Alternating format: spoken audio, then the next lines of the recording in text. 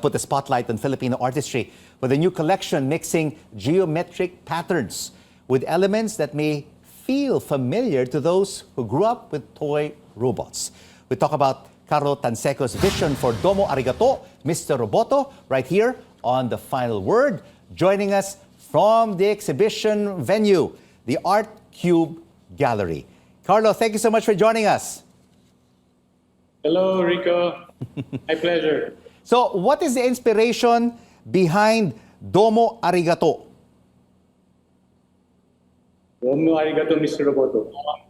The concept was born out of my fondness for everything, a lot of things Japanese, particularly their design aesthetics, their crafts, their culture, their visual arts, particularly Imari porcelain, the shibori textile, and also their intricate traditional weaving kimonos.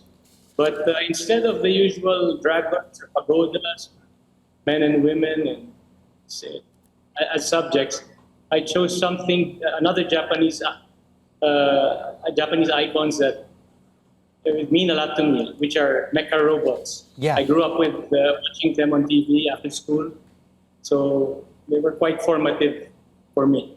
So, why did you integrate some also of my very favorite mechanical robots like Astro Boy, Mazinger Z, and Voltes 5 into kimonos? Why did you not just paint them on a canvas? I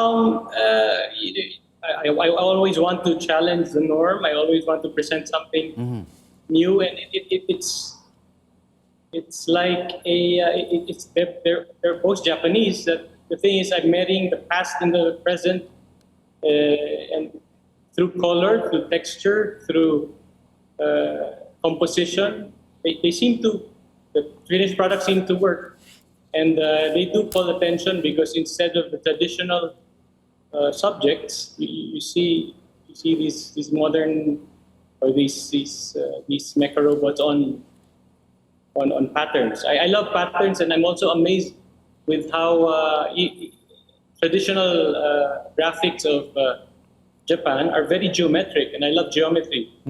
So I guess these are two of my fascinations, which I melded together. Of course, before you became a painter, you were a famous product, furniture, and commercial designer. Did these robots influence your interest in architecture and in your previous professional life?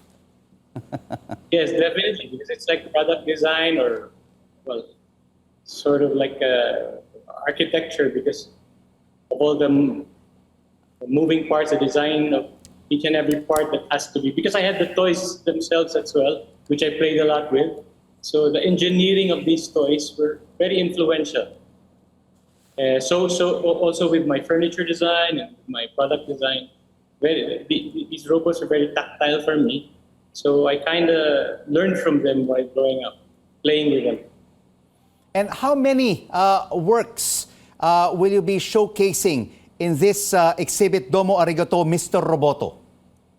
All in all, I have 17 works, 11 of which are canvases. And I have 5 sculptures, which are vases that are patterned after traditional Imari porcelain ware.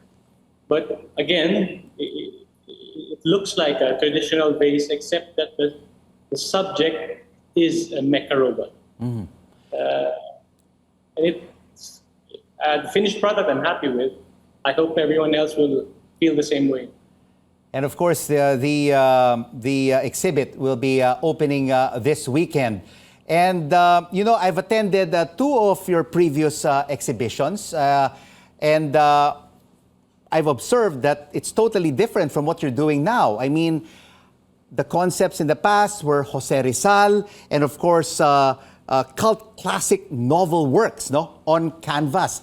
Have you decided to totally leave those concepes and artworks behind, or will you revisit them once again?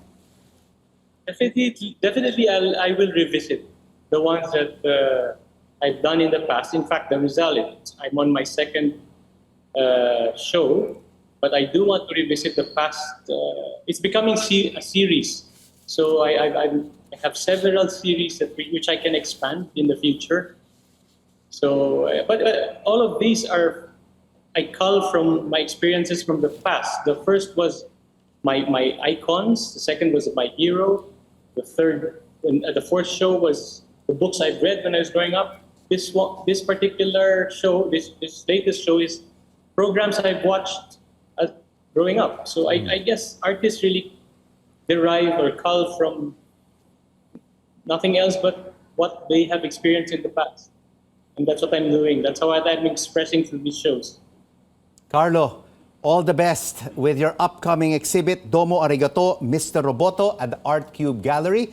And congratulations once again on this new body of works. Visual Thank artist, you very much, Rick. Carlo Tanseco.